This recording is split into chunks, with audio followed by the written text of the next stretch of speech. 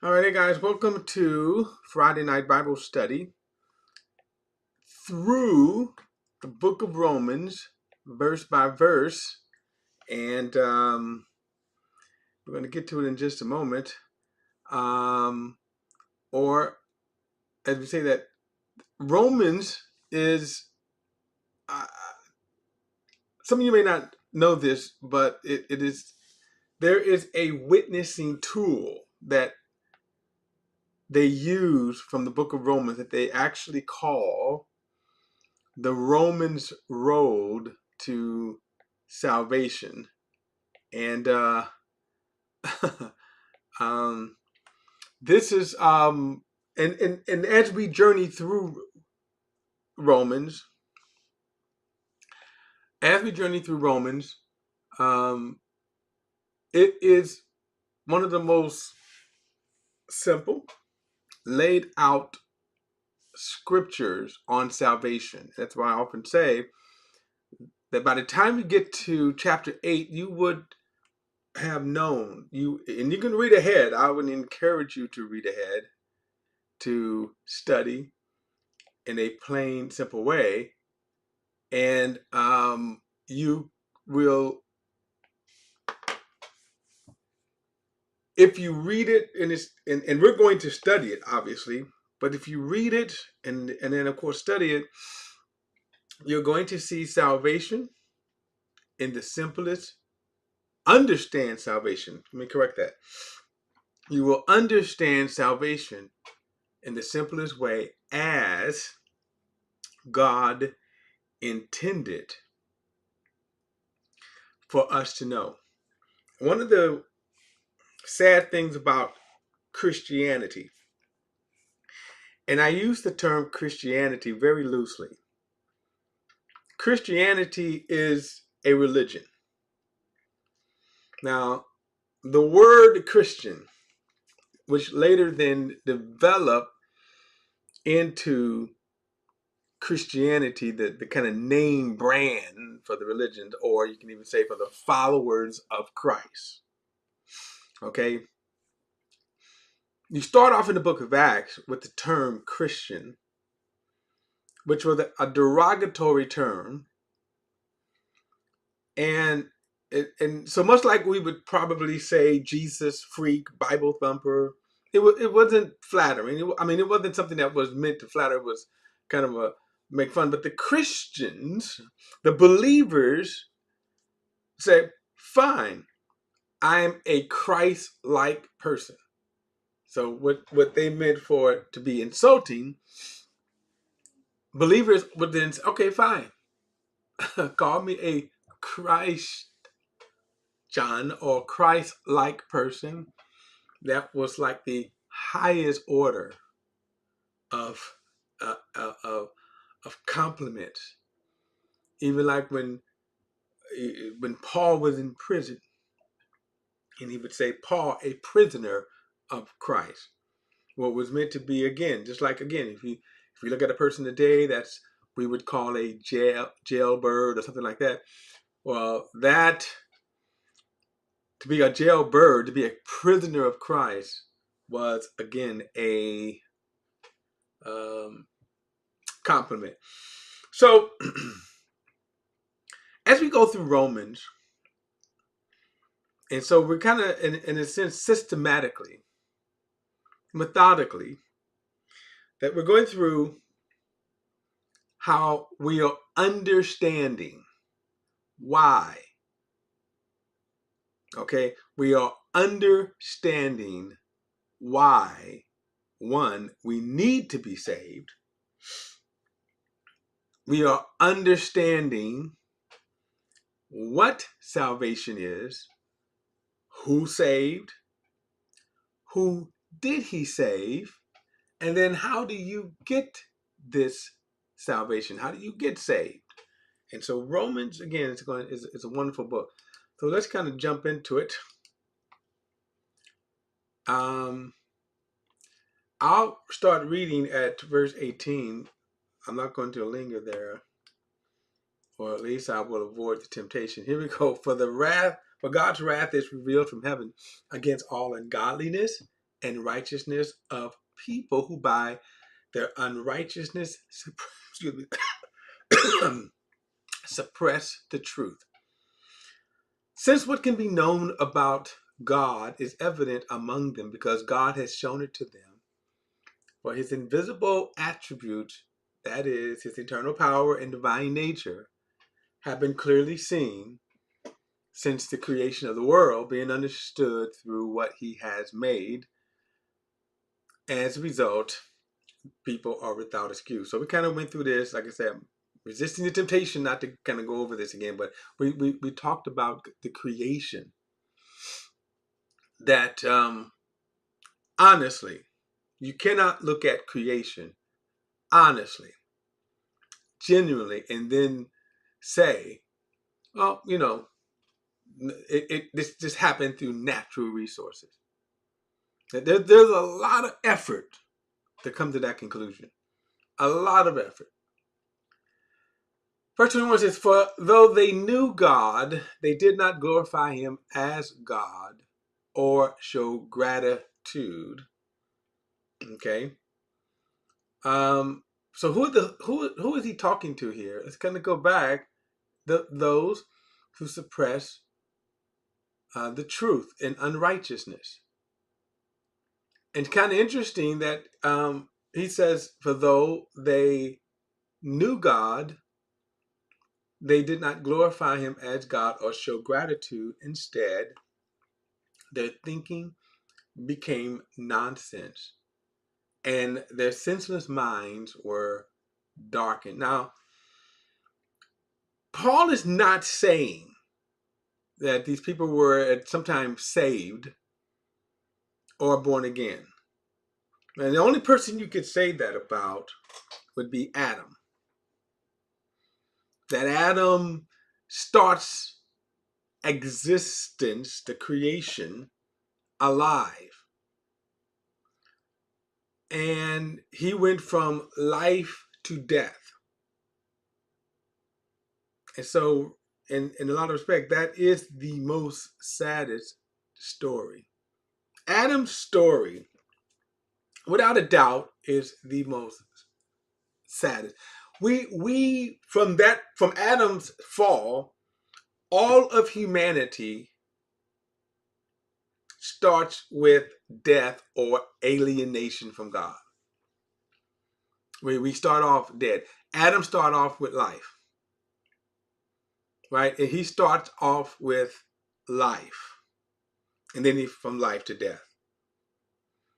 Adam starts off with perfection and then goes to imperfection. Adam starts off with, and again, I could imagine Adam. He put it like this. I could imagine Adam's 900 and I believe 27 years, right? Living 927 years, I believe. Let me see here. Let's take a look. I mean, because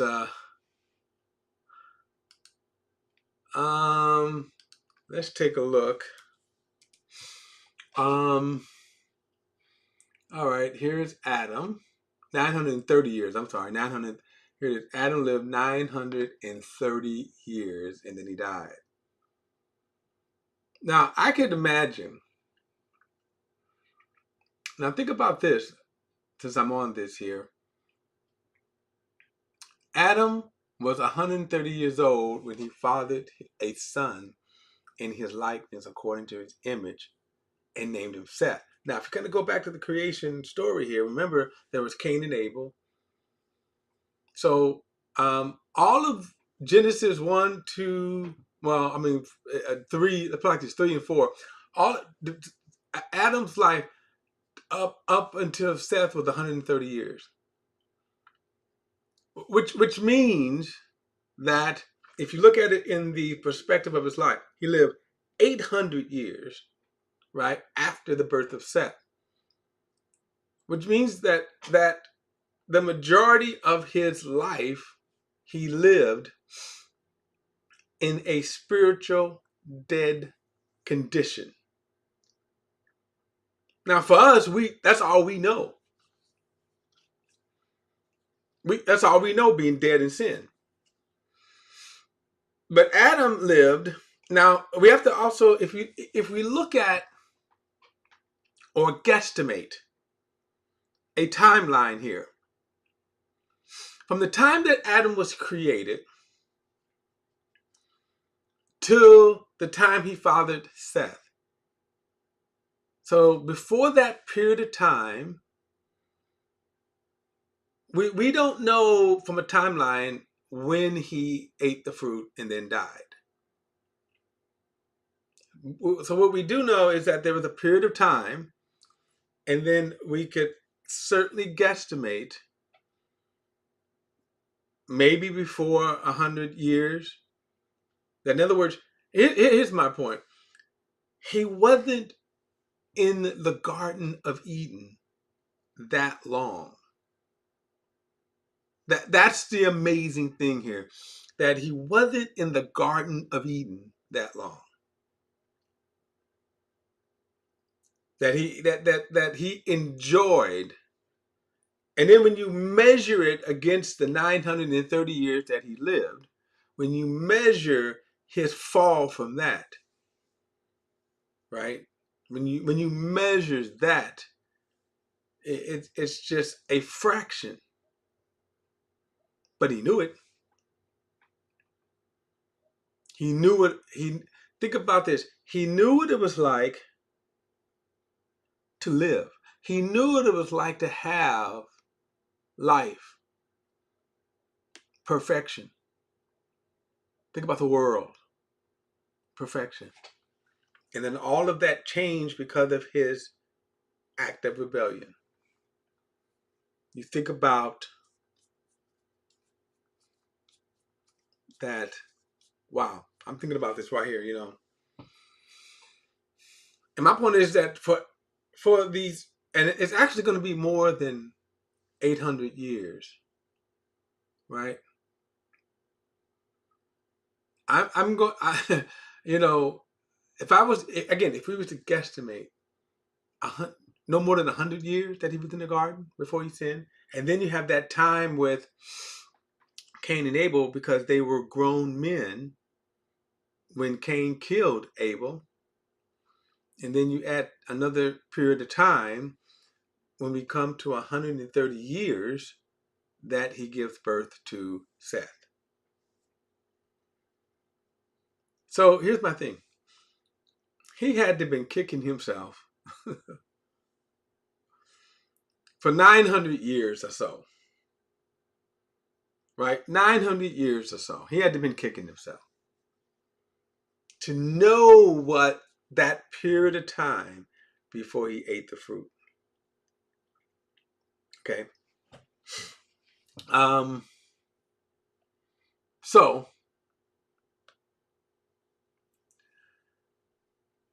but this is not who Paul is talking about. I know, I was just thinking about this. This is not who Paul is talking about. He says, for though they knew God, they did not glorify him as God. That's why I said Adam was the only one who could actually say that. That he was actually in a state of life. Now, these are people who walk the earth, live, and then they can increasingly push away the life, push away the light. And this is kind of what Paul is kind of laying out. For though they knew God, they did not glorify him as God or show gratitude. In other words, they did not acknowledge him. Now, here is kind of interesting because they turn away. Now, we're in a period of time where paganism is the norm. Even in the Roman culture, which was, of course, the Greek cultures, which they boasted in their wisdom, that they boasted in philosophy, right? But yet they still had their pagan gods. The days of our weeks, I think, are after pagan gods. So what Paul is saying as he's speaking with them, that here they are. They go from acknowledging the one and true God. That all of the pagan religions, every one of them. Let me put a pause right there. Because this is one of the reasons why when people ask me about my faith, why Christianity? And again, I use that term Christianity very loosely. Christianity is the religion. It is not what God named the faith after. And in a lot of respects, Christianity can be put into the same category as all the other religions because they do the same thing. Right? For though they knew God, they don't glorify him as God or show gratitude. But all of the pagan religions that man made up, that you never see a religion that says, look at the creation. Look at the creation around you, right? The earth. Then you look up to the stars. You look at that, and then this is the creator. You never see a pagan religion do that. They have some kind of warped form. And back, especially in the Old Testament, pagan religions they had some kind of sexual perversion in them. And we stop and think about this. This is what happened with Moses, right? When Moses delivered the people, and this is why God did one of the reasons why he did it the way he did it. Okay, now in other words, when he went and his plan, he says to Moses, "Go out. I want you to. I'm sending you to deliver my people from 400 years of slavery." He says, now, he tells Moses this up front. He said, first of all, Moses is not going to want to let them go, and I'm going to harden his heart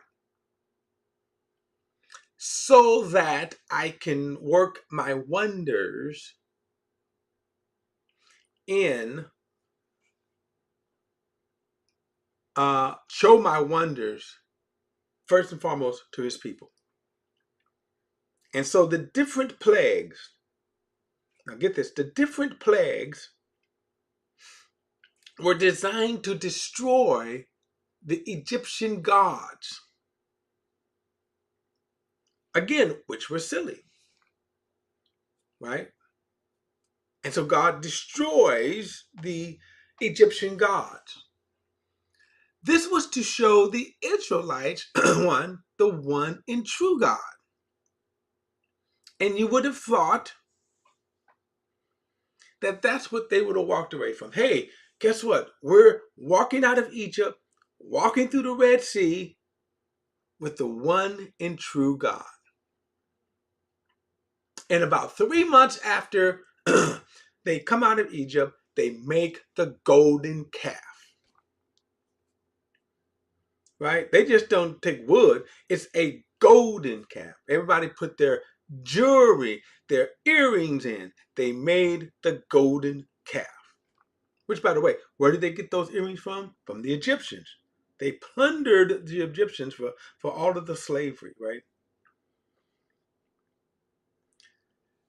And when they make this golden calf, they say, this calf is what brought us out of Egypt. So the ultimate in insult to God. This is the Old Testament equivalency to the blaspheme of the Holy Spirit. The blasphemy of the Holy Spirit. When you can see the works of God with your own eyes and then attribute them to Satan. That's what they did. Okay, that's what they did. All right, so look at the process, though. They knew God, but they were ungrateful. They complained from day one. Israelites complained from day one. And they complained and said, "Oh God, right, you're not doing for us. Oh, we had it better in Egypt." Okay. Anyway, so now when Paul is speaking here to those sinners, you could say,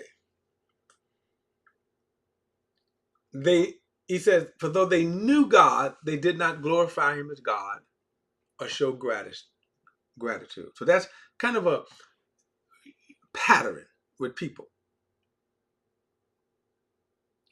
He said, instead their thinking became nonsense and their senseless minds were darkened. In other words, when you turn away from the light, you have nothing but darkness. There's nothing more. Right? So then he says, claiming to be wise, they became fools. Now the word fool, okay, and this is something, the word fool. If you're reading the old King James, and I believe probably in most of the, I think, translations, they would translate when Jesus said, I think it's in Matthew chapter 5, if you say thou fool, you'll be in danger of hellfire. So then what did Jesus mean by, and then the use of the word fool? And but yet you see here fool all the time. The use of the word fool throughout Scripture. So and then Proverbs, of course, uses the word fool in contrast to a wise person. Okay, so Jesus was talking about kind of a scorning of your brother. All right, but when you have the other uses of the word fool, like in Proverbs, and again throughout all the scriptures, as you see here, they became fools. Okay, so the overall, the fool is a person that detaches from reality on purpose or stupidly. That's a fool. The use of Proverbs, you can break down the use of the word fool in Proverbs is a person that denies the existence of God. That's a fool, right? Because you'll see this, you will see this pattern. They became fools and senseless in their minds, but darkened. They became fools and exchanged the glory of the immortal God for the image resembling mortal man, bird, four-footed animals, and beasts. Now, modern day atheists will not say that they are pagan worship. But look at it from a different perspective right here. That they attribute creation and the development of creation, let's reverse it, from reptiles, animals, four-footed animals, birds, right? In other words, you look at creation and you say, this all developed from natural processes. That's a fool's perspective. Because they never show you how. They just say that if you give it enough time, this is what if you give it enough time, then you could go from a microbe, a small, tiny microbe that I believe, according to them, you can't even see with the eye. You have to look at it through a microscope. That from a microbe, you have a human being over billions of years. 2 eyes, a nose, a tongue, an immune system. We can go on and on and on with the human body. That the human body, when you think about the human body, that why would just nothing, you start with nothing, produce the body the way it is produced? Okay. Now,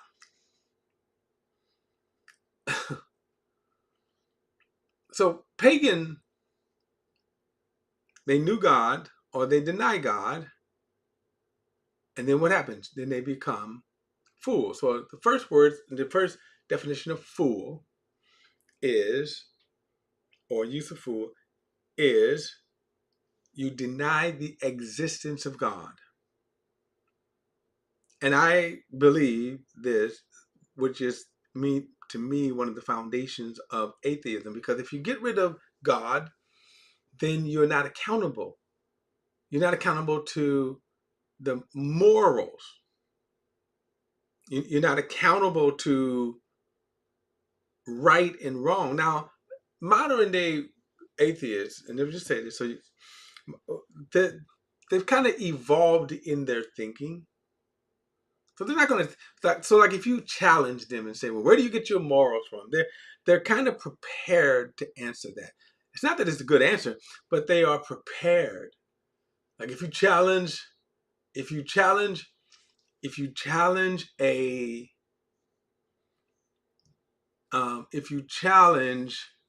an atheist, and you say to the atheist, "Where do you get your morals?" And their answer, they've kind of somewhat overcome the question, right? Because, see, the Christian is going to ask the question based upon, well, God gave us right and wrong.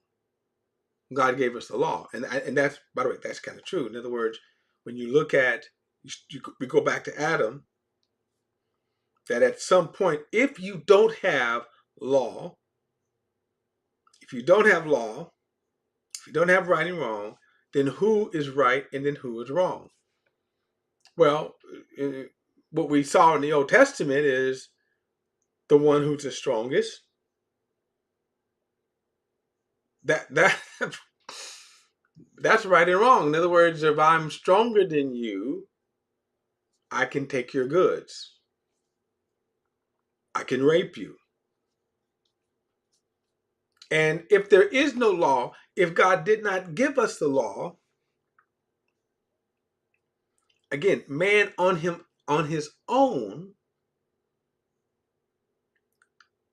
cannot come up with morals. So the challenge, and again, you're not going to ever win it, because they're going to tell you that, it's almost like common sense that we're going to come up with moral.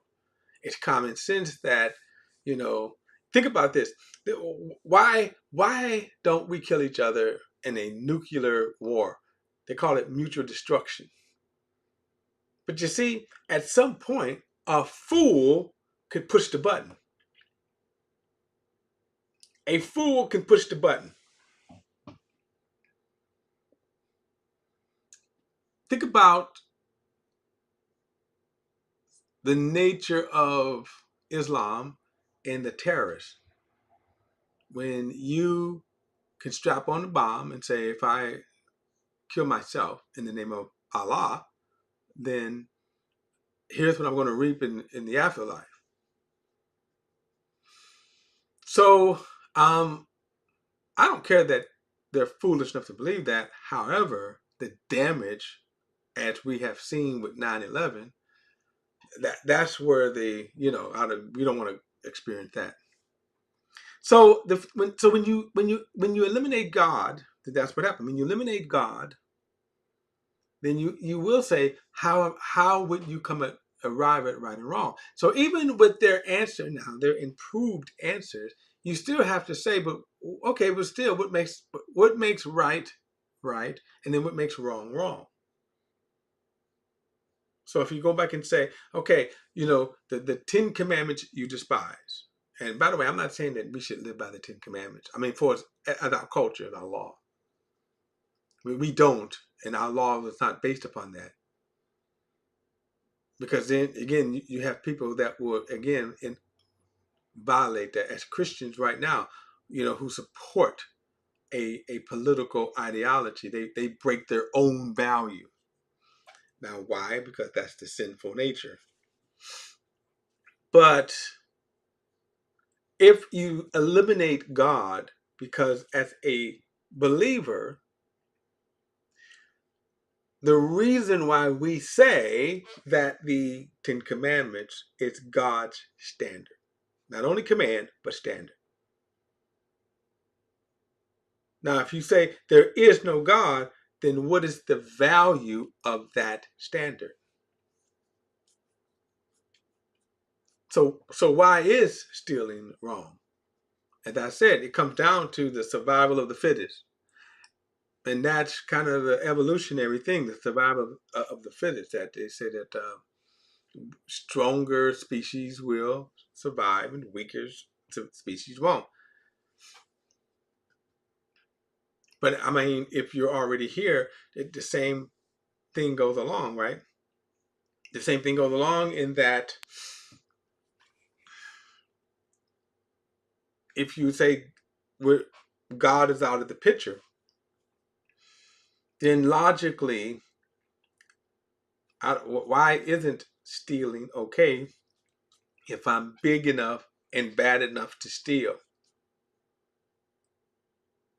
Why steal, kill, and rape, whatever? Why is that wrong? So the fool who says then there is no God thrusts himself in darkness. He thrusts himself in darkness. What stops the darkness is the law. In which sometimes atheists will say, well, of course we agree that you shouldn't steal. Especially from me, right? But again, you can challenge that and go, well, I don't know, but so why? Why still? Seriously, why is it wrong? Who says that's right? Now, God says, and the Ten Commandments, the reason why God says stealing is wrong, covetous is wrong, murder is wrong, adultery is wrong, it's because of the value that God places on man and then commands us to place the same value on one another. So that's why. So again, so if you remove God, then you say, well, God doesn't have value. There's no value in all that, right?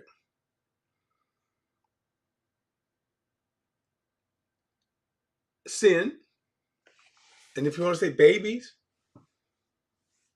okay, when God says wipe out the babies, truthfully, we don't know the full answer to that. And there's a lot of stuff. Arguably, there's a lot of stuff in the Old Testament that makes you say, okay, okay, yes, it does. So the first thing of fool, though, is when you say there is no God, if you remove God from existence, okay, that's the fool. The second use of fool in Proverbs is a person that doesn't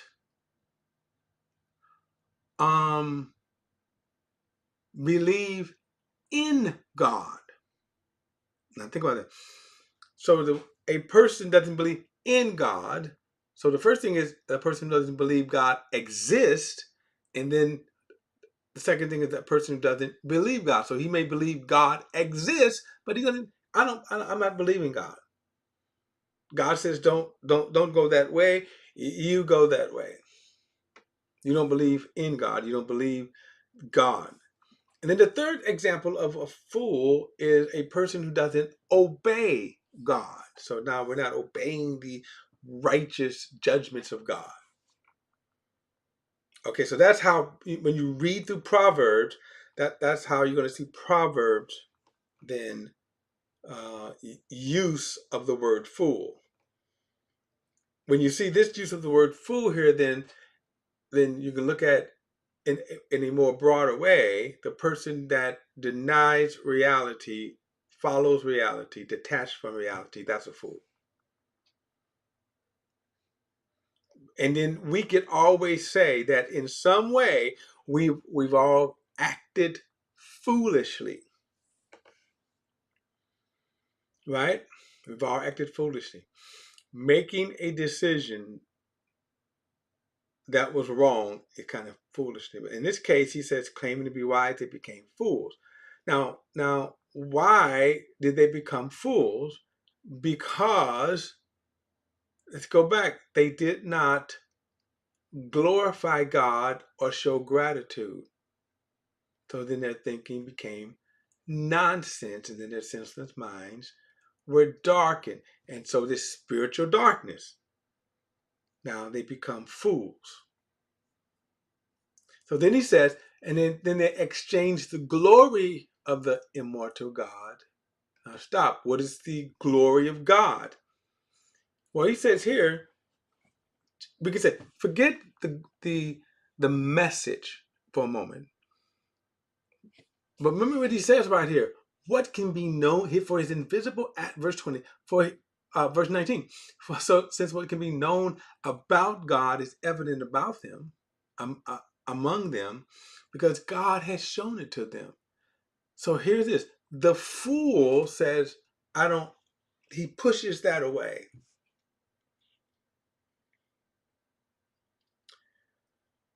What Paul is actually doing here is kind of laying out what depravity is. What depravity is. That what happened to man when Adam sinned. And then what the Bible lays out,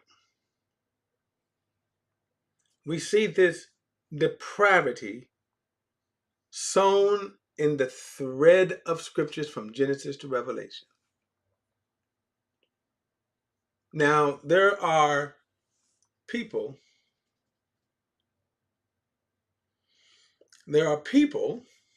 okay,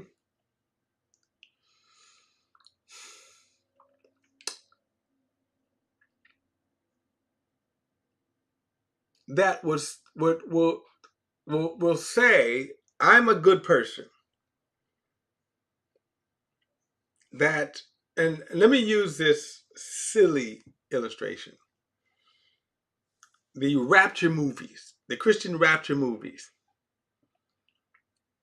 And rapture movies are some of the most god-awful writing and storylines that, like, you almost have to stop and say, who's writing these movies, right? Left Behind. All of them. Left Behind is just one of the more popular series. Even in Christian writing, though, you see that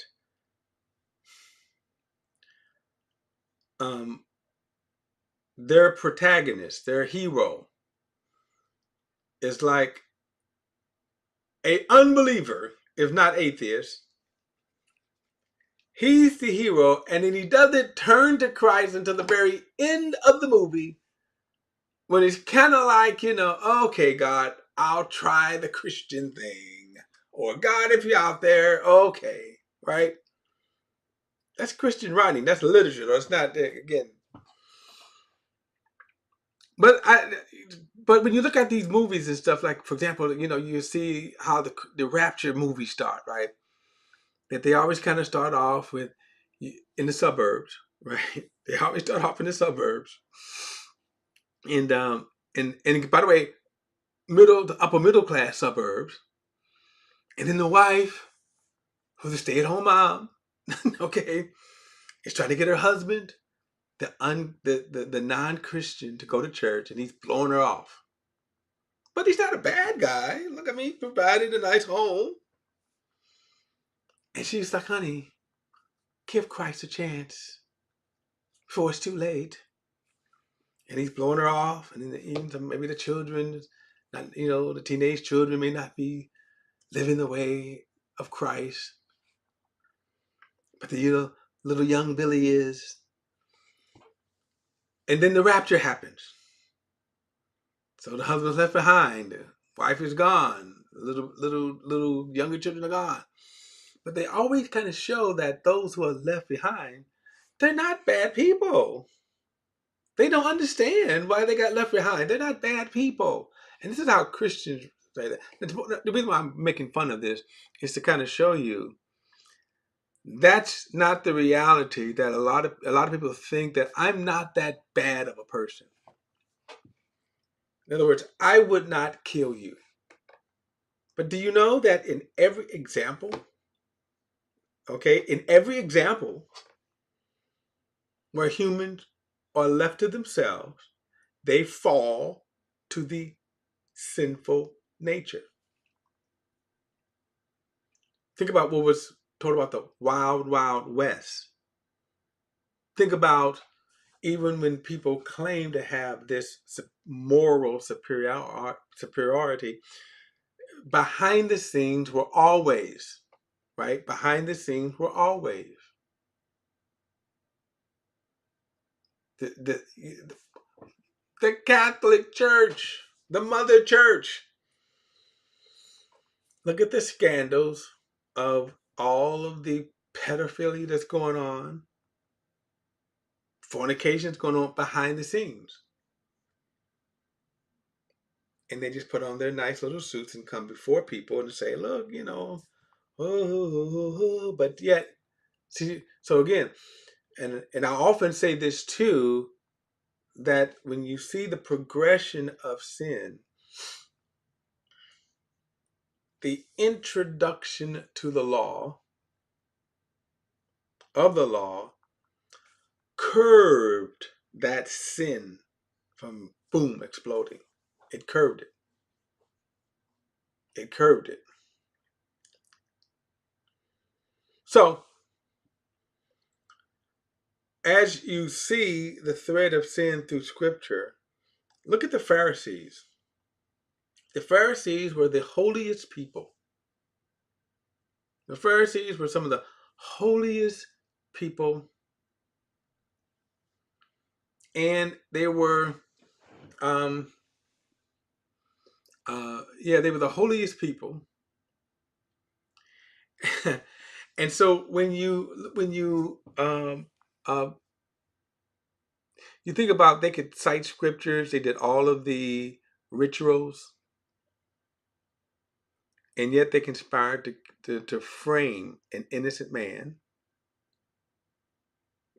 They used one of his disciples, paid him 30 pieces of silver. All of this is against the very law that they claim to cherish. And then when Judas came in and said, we have betrayed innocent blood, and he throws the 30 pieces of silver on the ground, on the floor, the Pharisees did this in the most pious way, the most holy way. They said, we can't take that money and put it back into the treasurer. That would be breaking God's law. That would be breaking God's law.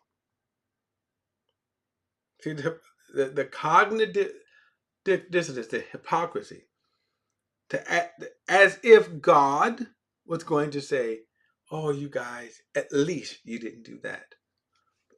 Forget framing the Son of God, my son, right? But there's going to come a time, when the man of sin will so bewitch the world that they will even worship Satan. That all of this pretense that you see right now, all of these, what people now try to hide in terms of say, well, I'm not a sinner, I'm not a sinner. Well, all of that, it kind of reminds me when people try to pretend like, well, I'm not a racist today. And yet, when racism was flourished, they were showing it like, same thing is going to be with sin. When the man of sin appears, the world will give themselves wholly to sin, wholly to the man of sin. They will even worship Satan, who gives power to the man of sin. And that's where we're going. So how did it start? See, how did it start? When they knew him, verse 21 again, when they knew him, they did not glorify him as God or show gratitude. Instead, their thinking became nonsense, and their senseless minds were darkness. Claiming to be wise, they became fools and exchanged the glory of the immortal God for images resembling mortal man, birds, four-footed animals, and reptiles. All right. So what Paul is doing here is he's laying out why man is deprived, why man is utterly corrupt, sinful, the very nature of man. There's no redeeming good in us, and this is why we need to be saved, and we could not even save ourselves. So we're going to continue next week. Don't forget to like and share this video and subscribe to BP the Bible Perspective. And as always, if you have a thought or comment, add it to the comment section below. All comments are welcome. And I'll see you next Friday night.